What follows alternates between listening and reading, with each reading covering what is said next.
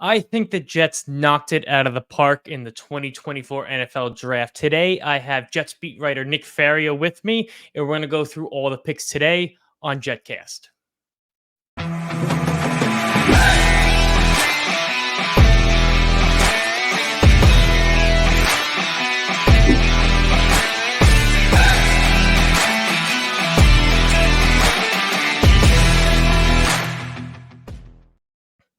What's going on, Nick? I'm sure you had a really busy weekend.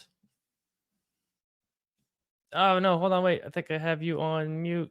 There we go. Sorry about that. No problem. But, so you had a busy weekend, huh? Yeah, at Forum Park, a lot of fun, a lot of enjoyable experiences. We got to learn a lot about the Jets' plan this offseason, which has pretty much come to fruition. Right. So I feel like the Jets had a plan and they stuck to it. I think they got a little cute in like the fourth round with all this trading, but I think they definitely have a vision in a direction that they want to go in. I am not surprised by the Olu pick. I really thought that with all my Jets knowledge and years of watching this team, I was like, for sure they're taking Bowers. Like you were like, he's the shiny new toy. Woody Johnson is gonna want him, and they did it. They did the right thing, and they took Olu. So I know Olu is who you wanted. What do you think? Well, how would you grade that pick? I'm sure it's probably an A plus, but go ahead. It's got to be an A. Anything less than an A, I think, is disingenuous because they could have gone three different routes here. And I've been saying this now, whether it's on JetCast or whether it's on my show or just in articles, where the Jets could have traded up to get Romeo Dunze, which it sounds like was the initial plan in the first place. Right. They wanted to try and get up for a top receiver. But when that plan didn't happen, you could either take the best available player or trade back and accumulate more assets. And in reality, we can argue about Brock Bowers and the weapon that he is overall, but the best available player, top to bottom, with the 10th and then the 11th overall pick, was still Olu Fashanu.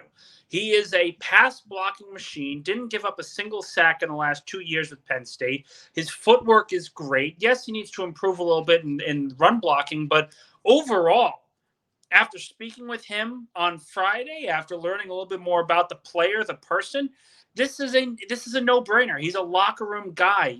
He was asked on Friday if he'd be willing to play other positions outside of left tackle. And a big reason for that, of course, is Mekhi Becton, the last offseason, was adamant that he was just a left tackle and only wanted to play left tackle. He then moved to the right side once the season started, but he was adamant. I am a left tackle, and I want to play left tackle. Even though he walked back those comments, those things were set. Fashanu was completely different. We asked him, would you be comfortable playing guard or right tackle or other positions? And he said, I'm willing to do whatever helps the team win, which it's a massive thing to have a player be that open to cross-training overall, although I still think that Fashanu is going to be the left tackle of the future and will 100% be focusing solely on the tackle position throughout this offseason. Yeah, I always thought, like, I would have been okay with the Brock Bowers pick, but if God forbid Smith goes down, and then you're plugging holes with like Carter Warren or Max Mitchell, and Brock Bowers can't get open because he's chipping edges, the media and the fan base would have rioted because you'd have had someone like Olu sitting there. But luckily they don't do that. They go the right route and they solidify what I think the position for, at least the next decade, if he can stay healthy. He seems like he's got a great head on his shoulders. I think it's something like close to 600 or 700 snaps without a sack at Penn State, which is unbelievable. And I mean, how many did Becton give up last year alone? Well, but like Becton came in when he was drafted. He was drafted out of Louisville, and he was seen as the tackle prospect with the highest upside. And the Jets went with that upside. No one really went against the pick either because everyone understood the plan. Athletic freak, good footwork, but played at a college that didn't really see a lot of the top competition. Fashanu has seen top competition. There are no conference is as physical as the Big Ten right now. So I look at it from the perspective of, has he been able to perform at the highest level? Yes. Has he been able to perform against some of the top pass rushers? Also, yes. That's a fundamental difference between what we saw with Becton and what we're seeing now, which is why I think this pick is far more safe than anything they did in previous years. He's much less of a project, Yeah. he's much more of a polished player already coming out of college. So I'm very happy with the pick. I was pleasantly surprised. Like I said, I thought Woody Johnson was going to say, "Get me Brock Bowers," because he's the shiny new toy. But they did the smart thing, and I'm happy with it. I mean, you can't really fault it. Second pick, well, third round, Malachi Corley, 1,658 yards after the catch. His his pro comp is Devo, is what I keep hearing. Mm. I don't know much about him.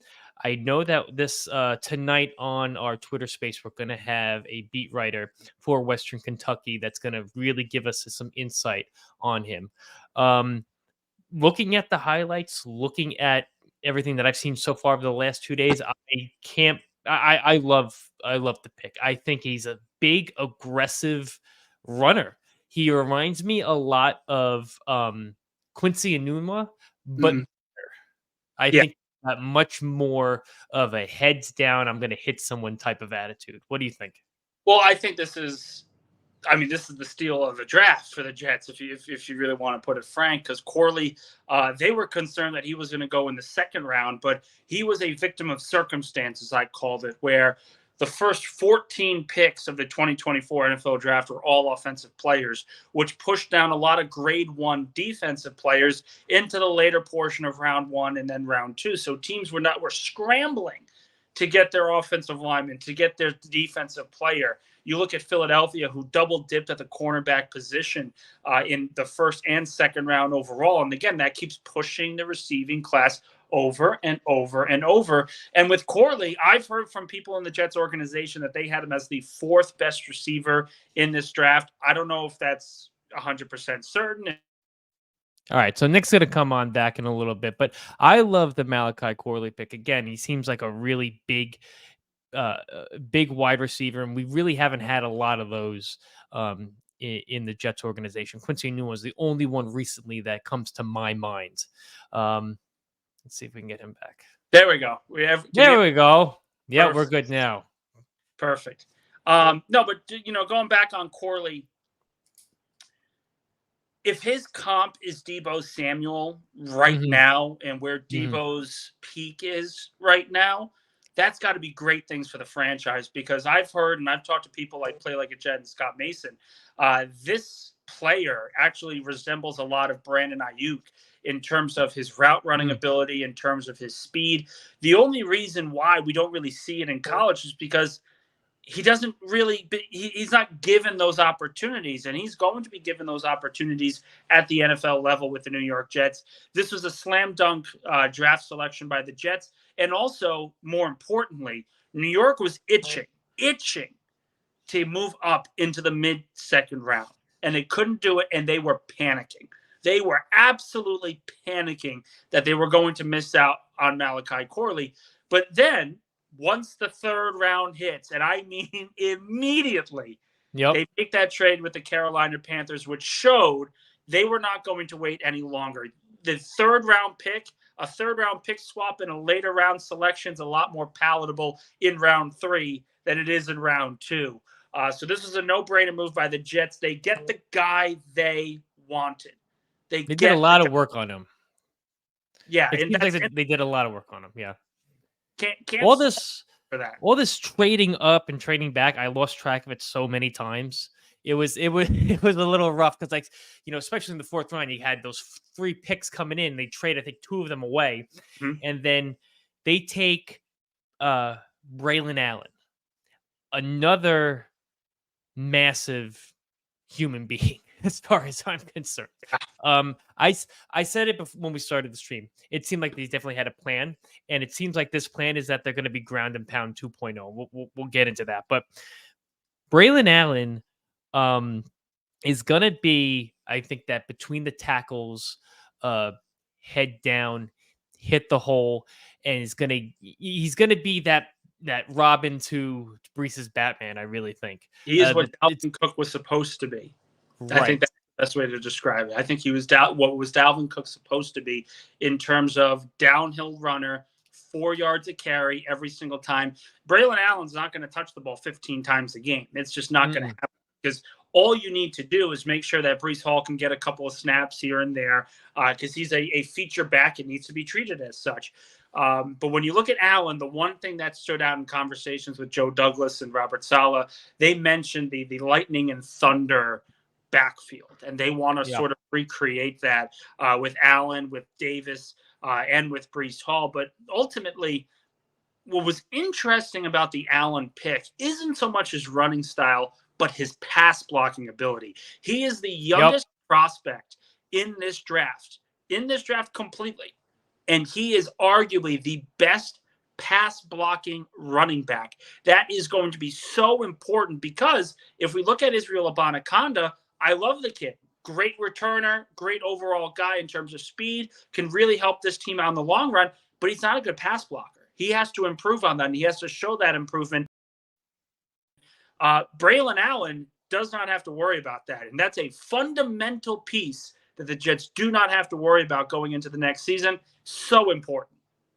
I did like Izzy, but he is, I mean, let's face it, he is on the smaller side. And it's going to be nice to have a big back behind, back there that's going to be able to pass block and Yeah. not only just put his hands on somebody, but able to, it seems like he's really able to read who's coming and be able to pick them up properly. Yeah. 2,182 yards after contact. Since 2021, he leads all Power 5 running backs. That says it all. He's an after contact kind of guy. He's able to get those extra yards, and I I was happy about it. That's the running back that I really was hoping that they could get. I did not think he was going to fall that far, to be quite honest with you. But the Jets pick up a good one there. Now, probably, I don't know. Some people will say it's the steal of the draft. Some people will say I think it's a steal, to be quite honest with you. I agree. Jordan Travis in the 5th round. Like, he had Florida State undefeated, ready to go into the playoffs, and he has that horrible ankle injury. As long as he's healthy, as long as that ankle is okay, he's got Lamar Jackson type abilities to escape and make something happen. He is coming out of college right now a better quarterback than Zach Wilson, I think, ever was. And I think that is a product of the competition that he played against Yeah. and his ability to be a leader, I think, in that locker room. I love the pick. And look, at the end of the day, if it doesn't work out, it was only a 5th round pick. And that's It is what it is. Yeah. And that's You're not reaching, you're not spending a premium pick on him. If it doesn't work out, fine. The coaches will know if he can play or if he can't play in 2 years. They'll know. Yeah. And they'll either give him a shot or Joe Douglas will be able to pick his next quarterback. Well, I think the other thing that's so important about it is even before the Travis pick, and I think we kind of forget this as well, it gets glossed over. They had, 3 4th round picks, and they made multiple trades. But of those trades was a move with the Miami Dolphins that Miami gave them a 3rd round pick in 2025.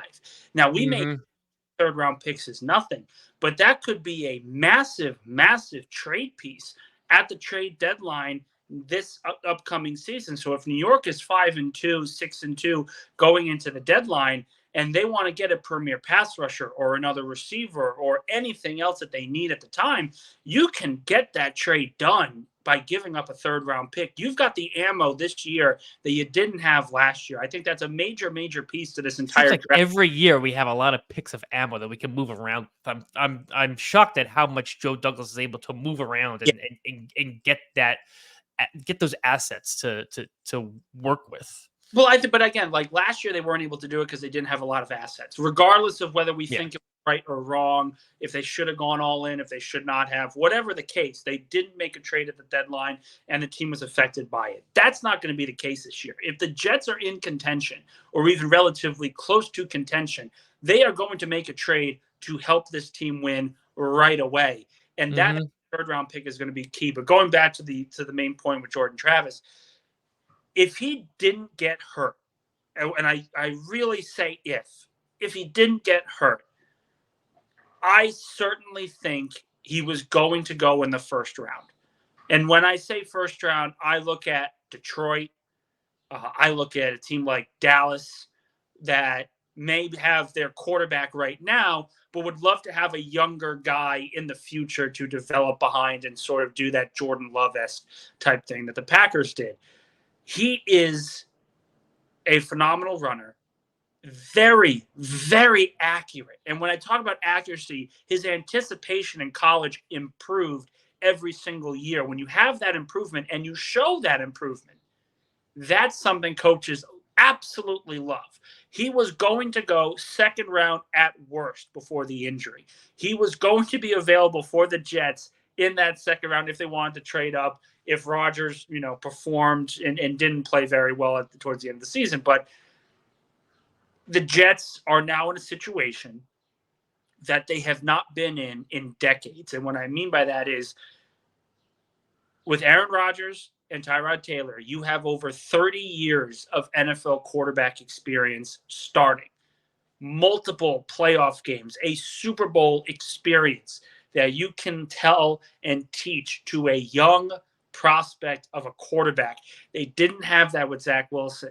They didn't have that with Sam Darnold or Mark Sanchez. I would argue with Chad Pennington, I don't even think he got a fair shake, even though Testaverde was in that weird little window as well. I was going to say, but Chad is the only person that they've drafted and it got to sit 2 years. Yeah, but he didn't start till 20. He didn't start till 2002. He was drafted in 2000. And that's the point where Chad was better for it, and he'll say to this day that he was better for it. Every quarterback says it. We've heard Patrick Mahomes say, if I started right away, I probably wouldn't be the player I was because the confidence level would have been broken. All of that would have been broken. The best thing that the Bengals had, is as unfortunate as it was, Joe Burrow missed the majority of his rookie season because of his torn ACL. No one knew what was going to happen. But the year after, all of a sudden, he comes in, leads the Bengals to the Super Bowl. So if I look at where the Jets are, they are in the safest spot they could be with a young quarterback that they have been in 2 decades. And it really is incredible how they've been able to transform that and learn from their mistakes. I think that's very important. A lot of executives don't learn from their mistakes because they're either not given the chance to learn from them, or they're just too head in the sand. Their head in the sand approach just ends up killing the team in the long term. Look at Dave Gettleman. He had 2 different chances with the Panthers and the Giants. He kept his head in the sand every single time, and both teams had to go under massive rebuilds. The Jets are learning from their mistakes in real time and saying, we know what we screwed up at quarterback. We have to surround our young prospect with veterans who can help him develop along the way. Do you think Joe Douglas is operating where he knows or he has a good inkling that his job is safe? Because this is the last year of his contract. And it seems like he's making the correct decisions for the team for the long haul. In the so I'm going to give a history lesson for all of you guys. In the 1980s, mid-1980s, I can't remember his name, but the Buffalo Bills had a head coach and executive who essentially could have done everything in their power to compete for a playoff run in one particular year. And the executive said, in the immediate future, this would save our jobs, but it wouldn't help the organization in the long run. So let's blow it up and prepare the next round of great Bills football and have that for whoever comes after us. And Levy, the head coach of the Buffalo Bills in the 90s, he has given credit to the executives of the Bills who were no longer there by saying, we have the team we have because these guys sacrificed themselves essentially for the betterment of the organization. And the reason why I give that history lesson is because ultimately when you are an executive, you have a choice. You can either save your own skin or you can prepare this team for the long term. And a lot of them save their own skin. A lot of them save their own Yep. skin. I think Joe Douglas did a masterful job of doing both. Not only saying, hey, I'm going to compete right now, and my team's going to compete for a title so it can save my job, but also if this happens in 2024 and we compete for a title, whether we win it, whether we get to the conference championship, whether we get to the Super Bowl, whatever it is, if I return for next season, am I really going to like the fact that I just did everything in my power to save my job this one year, have nothing left over for the following year, and then get fired anyway? Which has happened. We look at Herman Edwards in 2004, makes the playoffs, 2005, terrible year. Gone, Eric Mangini's back in. So if I look at the Jets right now and I look at what Joe Douglas has done, he is operating as though the world is going to spin tomorrow. And I need to make sure this team is prepared and ready for 2025, just as it is in 2024. All right. Getting back to the draft, Jets double dip at running back. Isaiah Davis out of South Dakota State. I don't know much about him, to be completely honest with you, but I will say that I think Izzy's days are numbered. If this kid can play, he seems like another big-bodied back to me. What do you think? So it really is going to come down to a couple things, and I mentioned this before when we were talking about Braylon Allen, but if Abanikanda can show improvements in pass blocking, I think his job's going to be safe, because you don't want to give up on a mid-round pick after just one season. And I thought he did show spurts last year to really sort of build upon going into this following season. But to me, the Davis pick was probably the biggest question mark. I think it's the biggest question mark for everyone. I thought they could have double dipped with a player like Christian Mahogany out of Boston College instead of going running back. But Davis, again, another power back, everything else. The one thing that Joe Douglas said, and it sounded to me as though he was saying this, they are comfortable playing and rostering 4 running backs on the 53-man roster. I don't know if Israel Abanikanda... They're going to have to contribute. They'll have to contribute on special teams. That's the key. Naturally. But Israel Abanikanda's job, everyone's talking about, it might not be safe, it may not be this, it may not be that. What this really tells me, and I've been sort of thinking about this recently, it really tells me that the undrafted receivers from last year, Xavier Gibson, Jason Brownlee, those guys, their job is under question, because those are guys that Gibson may have the edge in terms of the special teams side, but the winner of the kick returner battle could very well come down to Gibson and Abanikanda, and whoever wins that gets the roster spot, because the Jets have potential punt returners out there that can help them win right away outside of Gibson. And with Brownlee, he's got to show a lot more. Irv Charles, I think his roster spot is safe due to his special teams prowess. It's the reason why they let go of their veteran corner, this past offseason, the last couple of weeks. But to me, everyone's going to talk about Abanikanda. What it really tells me is they are perfectly comfortable going for running backs, and these undrafted rookies better show out in training camp this year, or they're going to be released. Gotcha. Okay. Up next was Quantez Stiggers. So this is an interesting one because no college ball, right? Mm-hmm. He went from high school to that fan-controlled football, then to the CFL. And what did he win? He was he was rookie, not rookie of the year, but all rookie something. I believe it was, it was either the all rookie team or rookie of the year in the CFL. Something like that. To me, his story's incredible. Interesting. Yeah. His story is absolutely incredible, because it's not that he didn't want to go to college. He had to give it up because I believe something along the lines of his father passed away and he had to provide for his family. So he was doing the fan league and then went to the CFL. And he was still draft eligible, but he was doing it. It wasn't an ego thing. It was a family thing. He was taking care of his family. And we talked about the mental headspace that he was in, the mental health. There was a couple of articles on that after his father passed away. But this has got to be one of the best stories in the draft, where the simple truth, if you play well enough, they will find you. Stiggers very, very well in the CFL, and the Jets are going to give him a shot. And I think he's got a legitimate shot here. I know they're very high on Jarek Bernard-Converse.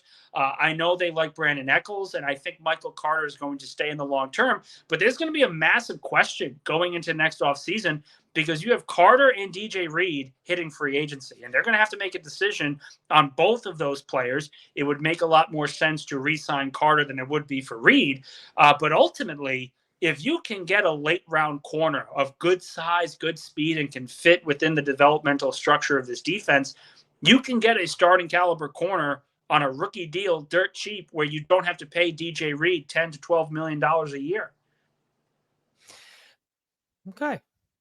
I like that. I like that thinking there. I didn't see it that way. I didn't realize that Carter and Reed are up next year, next offseason. They got it.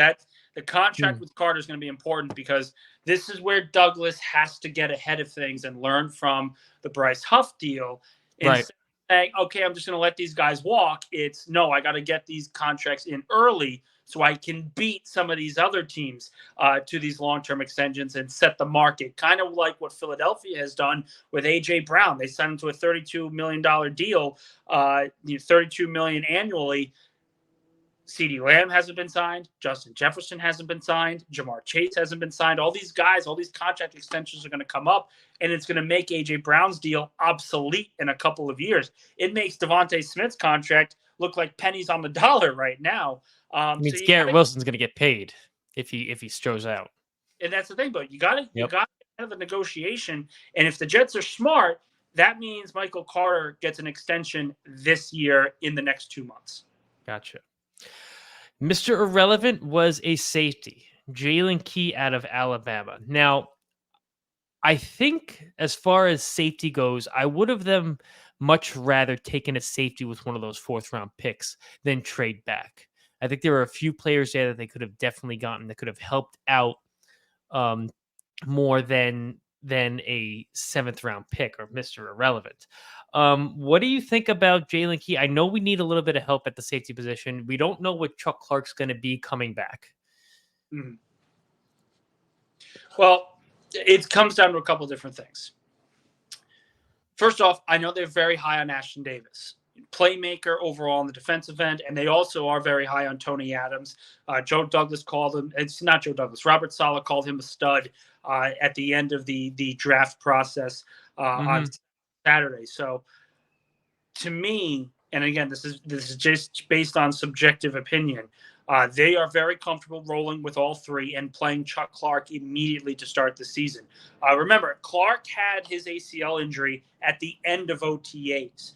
Right. He had the full 9 months, 12 months to fully recover and get back to 100%. And yes, it's going to take a full 2 years to get back to where he was originally. But when I look at where the Jets are, this cornerback room is loaded. This linebacker room is loaded. Hassan Reddick now with his defensive line keeps this group elite. They have a better offensive line, arguably a top 10 offensive line in the game. The receiving core is a lot better. Their running back room's a lot better. And they have a 4-time NFL MVP at quarterback. So the safety position being what it is isn't something to panic by. It's not going to lose them games. What's going to lose them games is overall coaching and an inability to stop the run. And I think that's probably the one thing that the Jets will have to figure out. But with Hassan Reddick in there, with these additions that they brought in on the interior of the defensive line, there's really no excuse not to be successful this season. Speaking of Hassan Reddick, cap casualty, money casualty, JFM ends up having to be traded to Denver.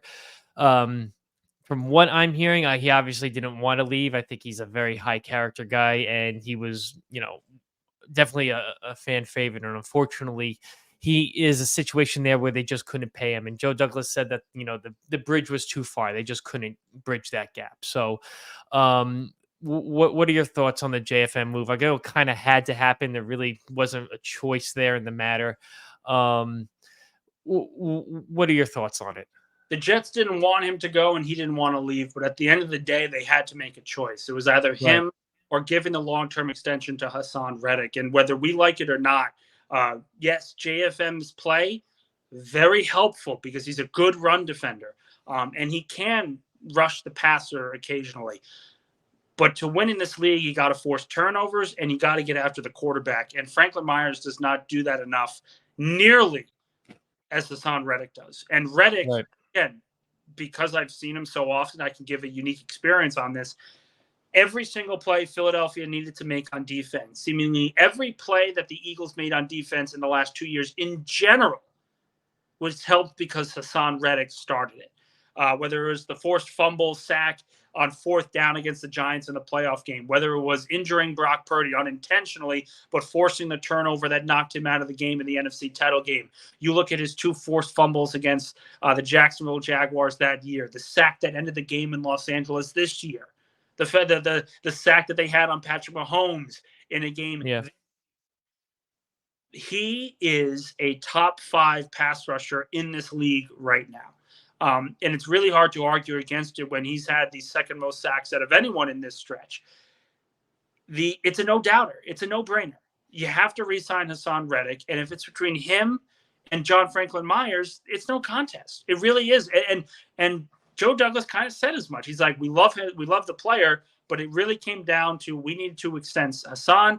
We need to use some of that money to extend Hassan. And John Franklin Myers, as great as he is, as great a teammate as he is, he's just not Hassan Reddick. Yeah. Last thing before I let you go, and again, thanks for spending the time. I feel like I have to say, not Jets beat reporter, but like JetCast insider almost. You're with us so often, but I'm still at events, so hopefully I continue that. Becton yesterday Yes. goes to Philly, and I know this is right in your wheelhouse. So, what do you think about Becton going to Philly? If he can't make it here, his career's over. Yeah. And that's pretty obvious because back in 2010, 2011, Philadelphia brought in this guard named Evan Mathis. And Mathis was overweight, didn't really fit in with the Cincinnati Bengals, struggled throughout his 4-year career. People were wondering what would end up happening to him. And when Jeff Stoutland came in, he molded Evan Mathis into a first-team All-Pro top offensive guard in the game in a single offseason. Stoutland has done this before. Jason Kelsey, 6th-round pick. Jordan Mailata, 7th-round pick. Never touched the game of football in his life before then. He has developed these molds of clay into all-pro caliber players. And with Mekhi Becton, he was very, very smart to be in free agency and say, okay, what is the best bet for me to resurrect my career? It's not going back to New York with Keith Carter. It's not going to another place that maybe has a starter need at the position. I need to get back to the strengths, my roots at the position, my footwork, my techniques, my tendencies. And there's only one offensive line coach right now that is as good at doing that as Jeff Stoutland. I mean, he is just out of this world, makes all the sense in the world for Becton. And it also makes sense for Philadelphia because outside of the top 2 guards, top 2 tackles in Lane Johnson and Jordan Mailata, there's still some questions in terms of depth at the position. So now they have their swing tackle. They've got their 5th offensive lineman, if you will. And it makes a lot of sense because if Becton succeeds, God forbid Lane Johnson goes down and Becton has to play this year. But if he succeeds at this role, he could get a long-term extension in Philadelphia because they have shown they are more than willing to pay and re-sign their players this offseason. But also get a starting job afterwards. And people will look at the Andre Dillard contract in Tennessee as a reason not to do that. But ultimately, Becton's best case to save his career is in Philadelphia, and that's exactly where he ended up. Offensive line wins championships. I'll always say that. And for all of you, going back to that first pick, for everybody who wanted Brock Bowers, for me, the easiest way to win a championship is to keep Aaron Rodgers upright. And that's what this pick does. Wish the best for Mekhi Becton in Philly. Nick, thanks a lot for hanging out again. For everybody watching, you can check out Nick. He's got his own channel, Football with Faria. Yep. Football with Faria. I'll have the link in the description of the video on YouTube for everybody that wants to check it out. Nick, any last things before we go? I always say stay patient with draft picks. The Jets have Yep. knocked out of the park, but these guys need to develop, and they need a couple of years to really see how dominant or good that they are going to be. But ultimately, the Jets got better this past weekend. Over the They weekend, did. and They did. there's some teams that did not, and there are some teams that knocked it out of the park. I think the Jets certainly looked like they were a team that knocked it out of the park this weekend. Thanks a lot. I really appreciate it. Thanks for everybody who was watching. We'll have a few more videos coming out this week and another live stream next week. Thanks again, Nick. Hope you have Appreciate a it. good day, bud. You too.